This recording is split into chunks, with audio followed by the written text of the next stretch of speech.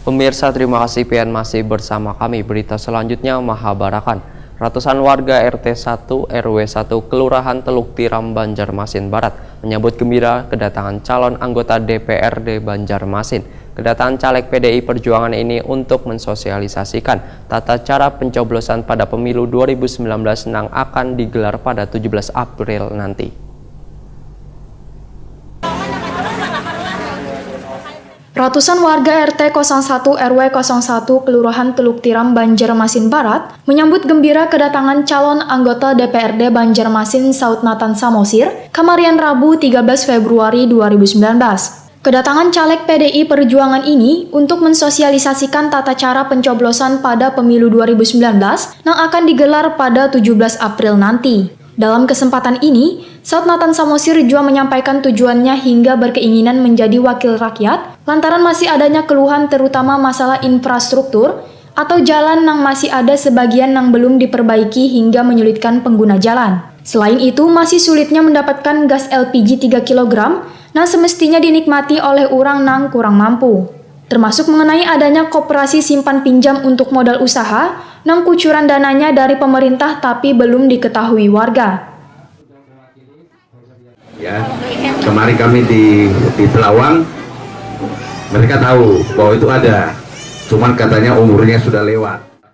Caleg DPRD Banjarmasin Saud Nathan Samosir wayah ditakuni Frima TV menyatakan, kesulitan sebagian warga mendapatkan gas bersubsidi 3 kg ini dikarenakan pendistribusiannya masih berjalan belum baik, sehingga perlu adanya pengawasan dari pemerintah maupun instansi terkait lainnya. Sistem pengawasan ini, ujar Saud Nathan Samosir, harus diperketat agar kada disalahgunakan pemakaiannya oleh orang nang mampu. Mengenai adanya pinjaman modal usaha, menurut kabar yang didapat, ujar Saud Nathan Samosir, dananya tersedia di pemerintah kota namun penyalurannya yang masih belum banyak diketahui warga. Operasi simpan pinjam yang ada di tengah-tengah masyarakat bunganya terlalu tinggi, akhirnya menggerogoti modal kerja mereka. Jadi masyarakat sini menginginkan bagaimana supaya ada dana dari pemerintah dengan biaya rendah, sehingga mereka bisa mengembalikan tersebut tanpa membebani modal hasil daripada jualan mereka sendiri. Kalau solusi yang diberikan tadi apa? Nah, kebetulan kan kita tahu bahwa pedagang menengah ke bawah ya, untuk modal kerja, modal jualan. Nah, ini kita coba cari tahu